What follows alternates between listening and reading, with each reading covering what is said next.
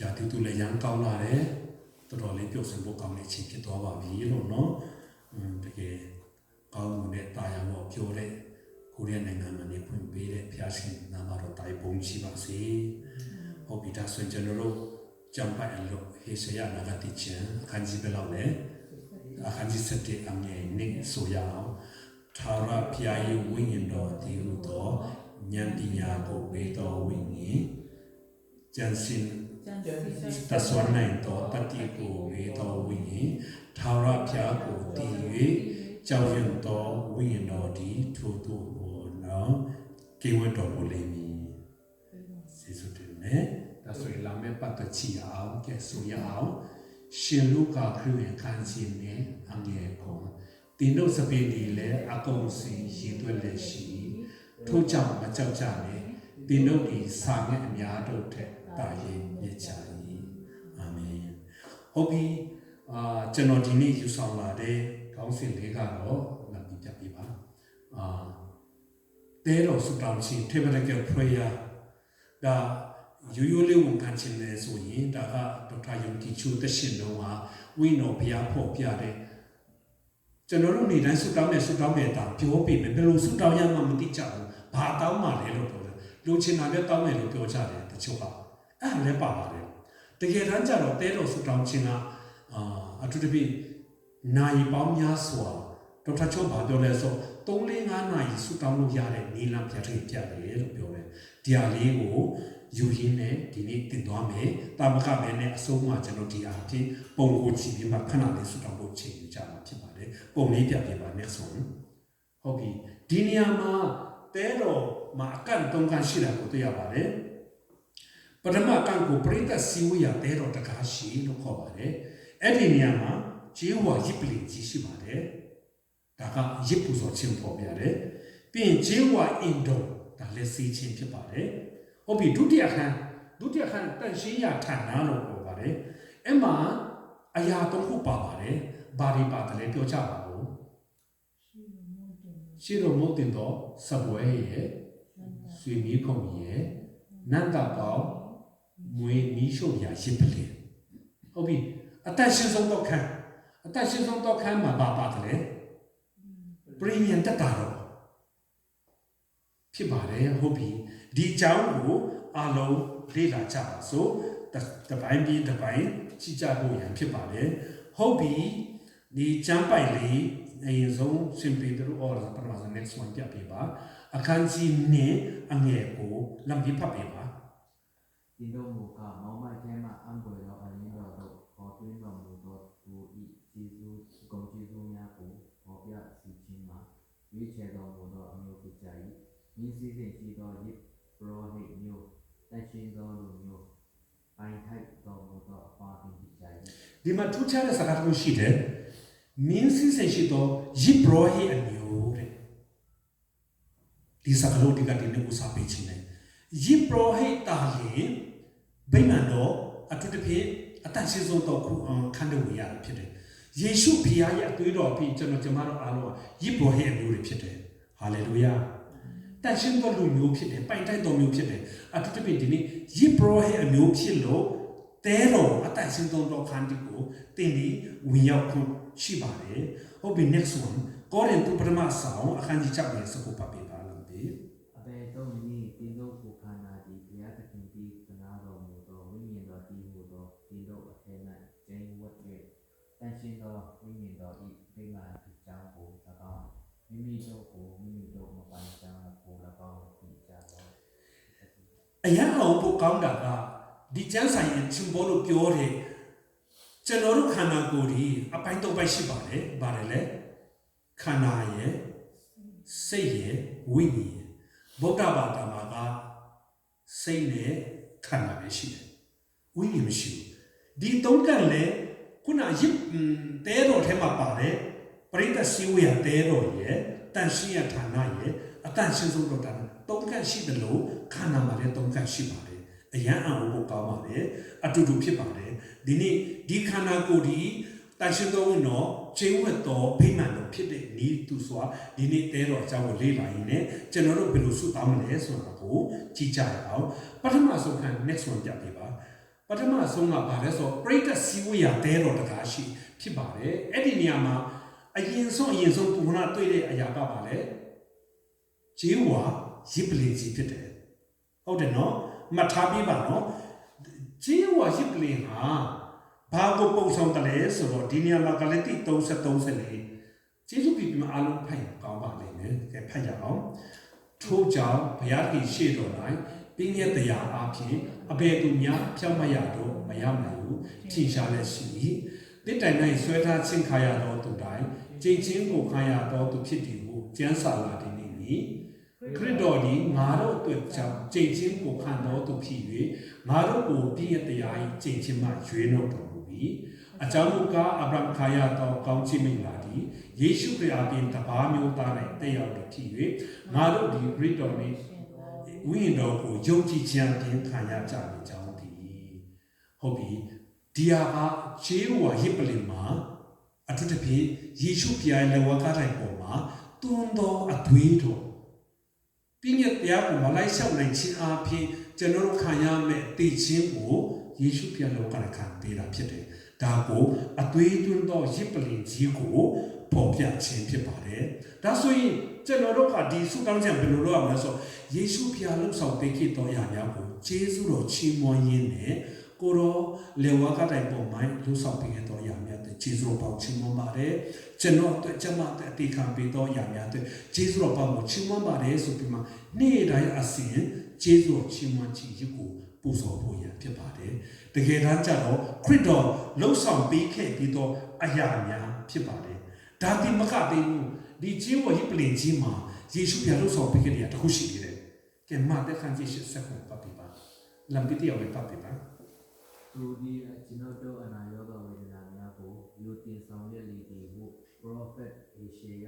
ဟောပူသောစကားပြီးဆုံးနေအကြောင်းဖြစ်သည်ဒီနေရာမှာခန္ဓာအနာစိတ်အနာ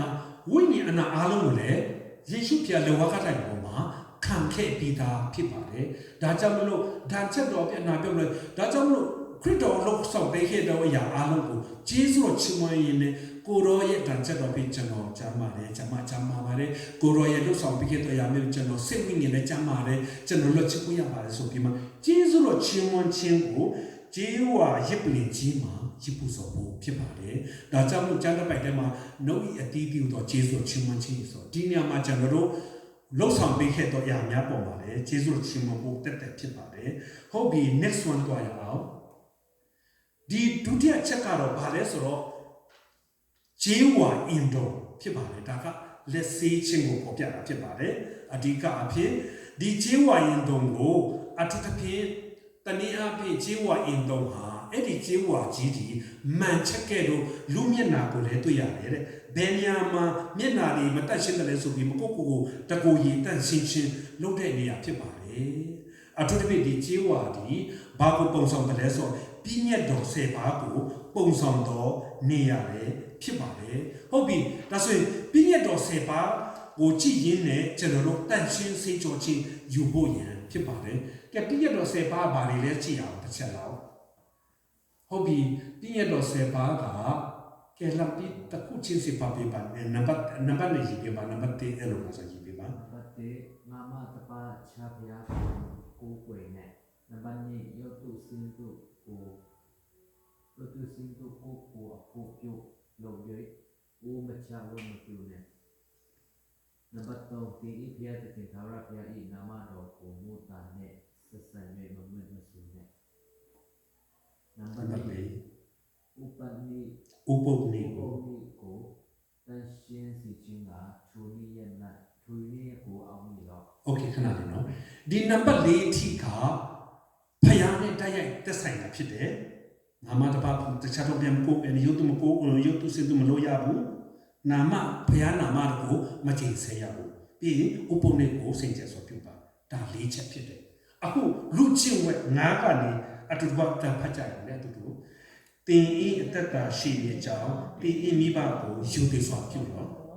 6လူအသက်ကိုမတတ်နဲ့9သူ့မိယာကိုမပြစ်မှာ10သူ့ဥစ္စာကိုမကိုးနဲ့ကိုနဲ့ဆက်ဆိုင်သောသူတစ်ပတ်၌မမှန်သောတတ်တယ်မှာ30 ကိုနဲ့ဆက်ဆိုင်သောသူ၏ဥစ္စာတတ်မဲ့လိုချင်သောစိတ်မရှိနဲ့ဒီ6ချက်အလုံးဒီဒါလူကျင့်ဝတ်တွေမိသားစုနဲ့ပတ်ဝန်းကျင်နဲ့ကျင့်ဝတ်အလုံးကို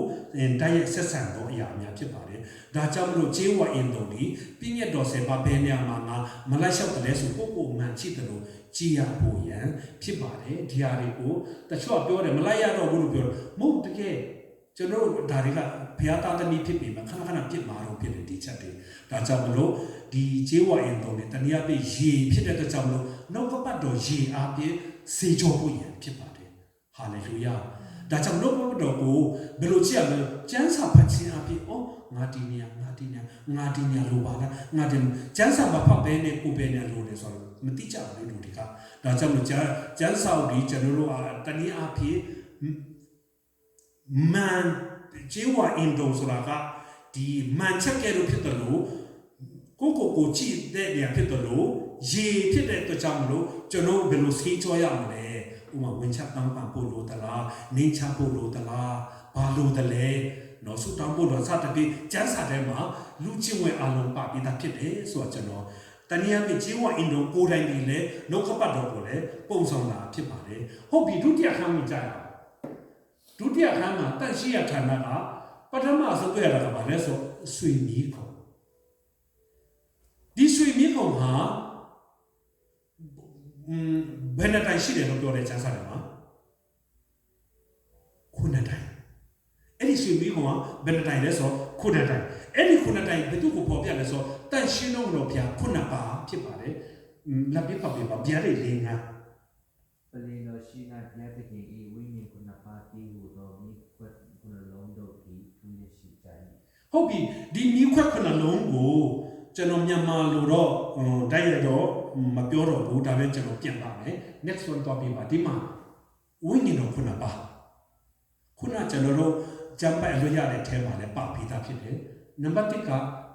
the spirit of the lord ဒါယေရှုဖခင်ရဲ့ဝိညာဉ်လို့လည်းခေါ်တယ်နံပါတ်2 the spirit of wisdom ဉာဏ်ပညာကိုပေးသောဝိညာဉ် the spirit of understanding သာရဖျားကိုတည်ကြောင်းတော်စိတ်ဆိုတည်ရဆို knowing ပေါ့နော်ပြီးရင် the spirit of counsel ကျွန်တော်တို့ကိုလမ်းပြရတော်ဝိညာဉ်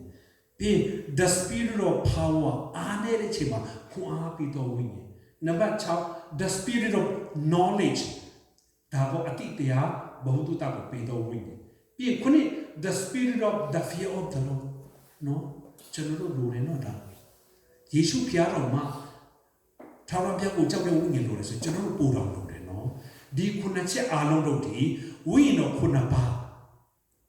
ကျွန်တော်တို့မှာလိုအပ်နေကြောင်းဝိညာဉ်တော်ထဲမှာသူ့လှုပ်ရှားပုံလှုပ်ရှားမြတ်မျိုးရှိတယ်လို့ဒီခုနှစ်ပါးကျွန်တော်တို့လိုတာကိုအမှတ်ပေးသောအရာလည်းဖြစ်ပါတယ်နော်ဝိညာဉ်တော်ဘုရားကကျွန်တော်တို့ကိုဒါတွေကိုပေးနေတာဖြစ်တယ်ဆိုတော့ကျွန်တော်ဒီနေ့ပြောချင်တယ်ဟုတ်ပြီ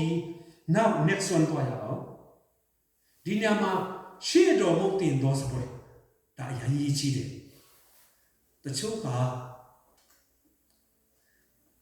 ယေရှုဖျားကပြောတယ်ငါဒီအသက်မုတ်ဖြစ်တယ်လို့ပြောတာဖြစ်တယ်ဟိုယောဟန်ခန်းကြီး14:20တစ်ချက်လေးကြည့်အောင်အမှပါလာမသိဘူးဟုတ်ပြီဖတ်ပေးပါဦးလားပြေငါဒီခမဲတော်၌ရှိသည်ကို၎င်းပြည်တို့သည်ငါ၌ရှိသည်ကို၎င်းငါဒီပြည်တို့၌ရှိသည်ကို၎င်းသူနည်း၌ပြည်တို့သည်ရကြလိမ့်မည်ဒီနေရာမှာယေရှုဘုရားကပြောလဲဆိုငါဒီကောင်းကင်မှာတက်တော်စင်တက်လာတော့အသက်မုတ်ဖြစ်တယ်ဆိုယေရှုဘုရားကိုယ်တိုင်ကအသက်မုတ်ဖြစ်တော့ကိုယ်တော်နဲ့တလုံးတော်ဖြစ်ခြင်းကိုပြဖို့ရန်ကျွန်တော်ဘာလုပ်လဲပွဲတော်တွေလာတောင်းဆောင်တယ်ပွဲတော်တွေလာအဲ့ဒီမုတ်စားချက်ပြီးကိုရောရဲ့အားကိုစားချက်ပြီးကိုတော်နဲ့မိတ္တာရဖွဲ့ခြင်း intimate relationship ကိုပြခြင်းဖြစ်တယ်15ခုနဲ့တစ်ချက်ဖတ်ပေးပါဦးဒီတို့ဒီငါ၌ကြည်၍ငါစကားဒီတို့၌ကြည်ရင်ဒီတို့ဒီတောင်းခြင်းများကိုတောင်းရကြတယ်ဟုတ်ပြီကိုရောနဲ့တလုံးတော်အဖြစ်မှာတောင်းတမျှရခြင်းလေဖြစ်ပါတယ်အထူးသဖြင့်ဒီနတ်တာsorry ဒီခုနကတော့ကျွန်တော်နည်းနည်းကြော်သွားပြီနော် sorry ပေါ်ပိုက်တစ်ချက်လေးပြပါဒီအထူးသဖြင့်နန္တာပေါ်မီးရှို့ရရစ်ကဘာကိုဖော်ပြတယ်လဲဆိုတော့နှုတ်ကပတ်တော်ကိုစားခြင်းဖြစ်တယ်တနည်းအားဖြင့်ကျမ်းစာဖတ်ခြင်းဖြစ်ပါတယ်ကျမ်းစာမဖတ်လို့ကိုမဖြစ်ဘူးနော် ဒီညမှာနှုတ်ကပတ်တော်စားခြင်းအထူးသဖြင့်နှုတ်ကပတ်တော်မှာနှမျိုးရှိပါတယ်အခုကျွန်တော်ဖတ်နေတဲ့ကျမ်းစာက logos ဖြစ်တယ်ဒါပေမဲ့ဖတ်ရေးဖိုင်တဲ့တန်ရှင်းလုံးတော်ပြကျွန်တော်တို့ကို rima ပေးတာဖြစ်ပါတယ်ဒါကြောင့်မို့ဒီ logos ဖြစ်တော်နှုတ်ကပတ်တော်ကို rima ပေးဖို့ရန်ကျွန်တော်တို့နေ့တိုင်းစားနေရခြင်းဖြစ်တယ်နော်နေ့တိုင်းစားရခြင်းဖြစ်ပါတယ်ဒါကြောင့်မလို့ဒီရှေ့တော်မုတ်တင်တော်စပွဲဒီတကယ်တော့ယစ်ပရောဟိတ်ဒီကိုယ်တိုင် prophetic action နဲ့စားပြရတာဖြစ်တယ်အတန်ရှင်းဆုံးတော့ခံပါခဲ့အော်ကိုရောဟာကိုရောနဲ့ဒီကျွန်တော်တလုံးတော့ဖြစ်ပါတယ်အသက်မဖြစ်တော့ယေရှုကိုငါစားပါတယ်ဆိုပြီးလက်တွေ့တလုံးတော့ဖြစ်ချင်ကိုသူတို့ကိုစားပြခြင်းဖြစ်ပါတယ်ဆိုတော့ကျွန်တော်ဒီနေ့ပြောချင်တယ်ဟုတ်ပြီနံပါတ်5 next တော့ရအောင်ဟုတ်ပြီဒီနေရာမှာအတန်ရှင်းဆုံးတော့ဌာန sorry ခုနမဟုတ်သေးဘူးနန္တပေါမီရှို့ရရဲ့ဟုတ်ပြီဒီနန္တပေါမီရှို့ရဟိကြတော့ဘာကိုပုံဖော်ပြတယ်လဲဆိုတော့ကျေးဇူးတော်ချီးမွမ်းခြင်းကြီးတကယ်လေအမွေးလိုက်ကိုထွန်းရတာဖြစ်တယ်ဆုတောင်းခြင်းကိုရောကောင်းမြတ်ပါတယ်ကိုရောချီးမြတ်ပါတယ်ဆိုပြီးရစ်ပူစော်ရတာဖြစ်တယ်ဒီနေရာမှာဗျာဒိတ် liberation ဆိုတာဒီနေရာဖြစ်တယ်နော်ခဏလေးပုံပြန်ပြပေးပါ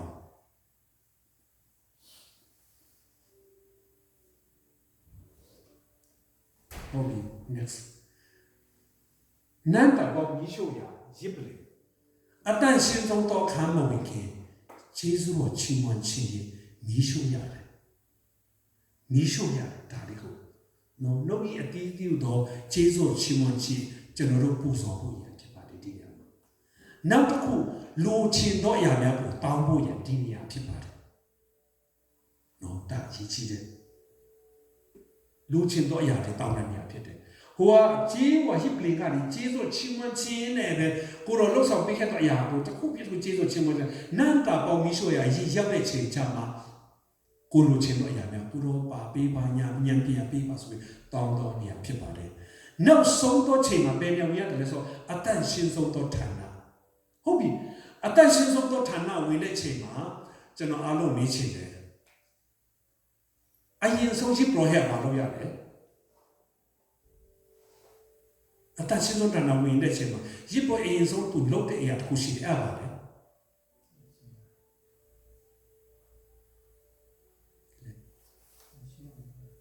လက်ကတော့စေပြီးဒီမှာအတရှိဆုံးတော့ဌာနထဲမှာဝင်တဲ့ချိန်မှာရစ်ပေါ်အရင်ဆုံးလုပ်တဲ့အရာတစ်ခုရှိတယ်အဲ့ဒါလေအဲ့ဒါလေဆိုတော့ခုနချီဝဟိပလီကြီးမှာတတ်ထားတဲ့အကောင်ရဲ့အသွေးကိုယူသွားပြီးမှာအဲ့ဒီပရိယတတဘောဖျားရအကယ်၍ပရိယတတဘောမဖျားရင်ရစ်ပေါ်ဟိဒီအခန်းထဲမှာတည်သွားတာဖြစ်တယ်ဒါကြောင့်ရစ်ပေါ်ဟိတေမာဆိုလို့ဆိုပြီးမှလေဝိသားတဲ့သူ့ရဲ့ခြေထောက်မှာကျိုးချီပြီးမှ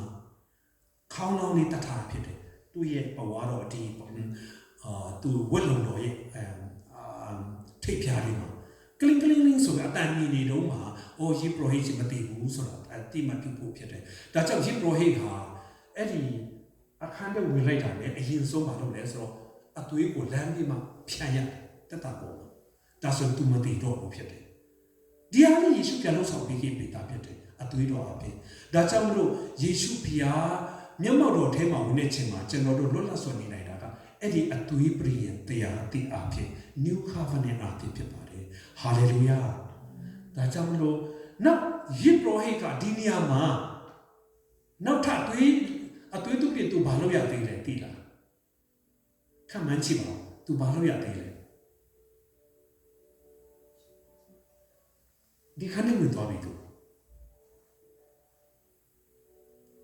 ဘာလို့ရလဲသိလားကျွန်တော်ပြောမယ်နော်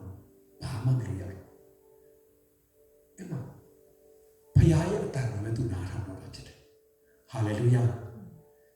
ကျွန်တော်ဆုတောင်းတာဒီအထိမရောက်ချအောင်ယုံကြည်သူတွေကမဟုတ်ဘူးလားကိုရောပေးပါပြီဒါနဲ့နာမဟုတ်အတန်တော့နားမထောင်တော့ဘူးလေ liberation မပြီးဟုတ်ပြီအစနဲ့ပြောမယ်ဂျေဝရင်ပြင်ကိုရောလုံးဆောင်ပေးခဲ့တော့ရဖို့ဂျေဇုချီးမွမ်းတယ်ဂျေဝရင်တော့မှာကိုမှဘာတွေမှာတယ်ဆိုကြည့်ပြီးမှနှုတ်ကပတ်တော်ရင်ဖြစ်ကျွန်တော်ကိုစီကြောပါတယ်အသွေးတော်ပြီးစီကြောပါတယ်ဆိုလုပ်တယ်ဒါလက်တွေ့လုပ်တာလို့ဆိုတောင်းနေချိန်မှာ ပြီးဆွေမီးကုံပေါ်တန်ရှင်းတော့လို့ပြောဖိတ်ခေါ်ပြီးမှတန်ရှင်းတော့မညံပြန်ကိုတောင်းဆိုတယ်ပြီးရှိတော့မဖြစ်တော့နှုတ်ကပတ်တော်ကျမ်းစာဖတ်ခြင်းလည်းပါတယ်ဆူတောင်းခြင်းမှာကျမ်းစာဖတ်ခြင်းပါတယ်နော်အသက်မုတ်နှုတ်ကပတ်တော်ဆိုတာအသက်မုတ်ဖြစ်တယ်ပြီးပါလေနန္တာပေါင်းမီးရှို့ရရင်နောက်တစ်ချိန်ကိုရဲ့ကောင်းမြတ်ခြင်းကိုရည်ပူစော်တယ်ပြီးရင်လိုချင်သောဆန္ဒတွေကိုတောင်းလျှောက်ခြင်းဖြစ်တယ်ပြီးမှအသွေးတော်ကိုတိုင်ပြီးလေအတန့်ရှင်းသောတော့ခံဝင်တဲ့ချိန်မှာဘာလို့ရလဲငြိမ်သက်စွာထိုင်ရတယ်ဒါကိုစကလုံးတော်မူအဖြစ်ပြောရင် meditation ဌာနဖြစ်ပါတယ်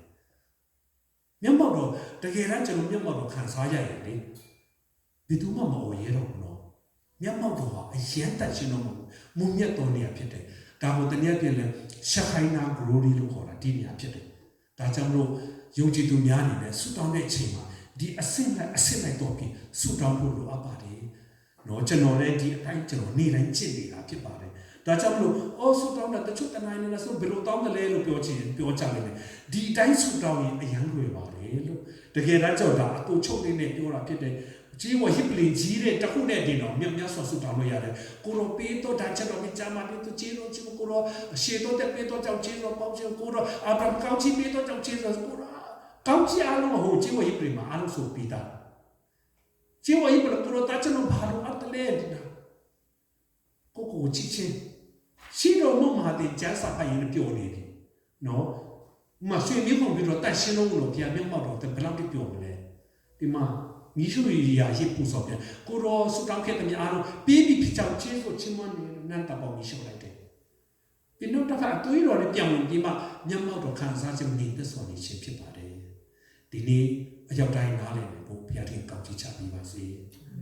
နော်ဒီအားဖြင့်ကျွန်တော်တို့နေ့တိုင်းဆုတောင်းကြပါစို့ဆိုပြီးမှကျွန်တော်အားလုံးဖိတ်ခေါ်ခြင်းနဲ့ဟုတ်ပြီဒါဆိုအခုချိန်မှာဒါလေးဆက်ပြပေးပါတရားပဲပြပေးပြီးမှmusic ကိုပဲဆက်ဖွင့်ပေးပြီးမှအားလုံးတရားကိုချိပြီးမှခဏလေးအချိန်လည်းရှိသေးတဲ့အတွက်ကြောင့်လို့အားလုံးမတည့်ရရင်လည်းဒါကိုချိရတဲ့ခုနပြောတဲ့အတိုင်းပေါ့နော်တခုချင်းစီအခုတခါတည်း practice လုပ်ရအောင်အားလုံးမတည့်ကြရအောင်လေနော်โอเคဟိုမှာကိုတော့လုပ်ဆောင်ပေးခဲ့တဲ့ခြေဝဟစ်ပလင်ကြီးကလည်းအားလုံးစကြရအောင်လေကဲအားလုံးဆုတောင်းကြရအောင်ဟိုဟာလေလုယာဟာလေလုယာโอ้ฮายายาราปาปาดิกิติการาปาปาดิเกติกายานานาตาตาตาตาตาตุกิจจตาตาตาปาปาปายานาตาตาเตติเตกาตาตาตาตาดิกิจฮาลีเรียตาตาตาตาปาปาปายานาตาตาตาดิกิจကိုရောလေဝကတိုင်ပေါ်မှာအိုချိန်ချင်းအမလာအလုံးကိုစင်ပြောင်းယူဆောင်သွားပြီးတော့ကြောင့်ဂျေဇုတော်ပါဝချင်မမ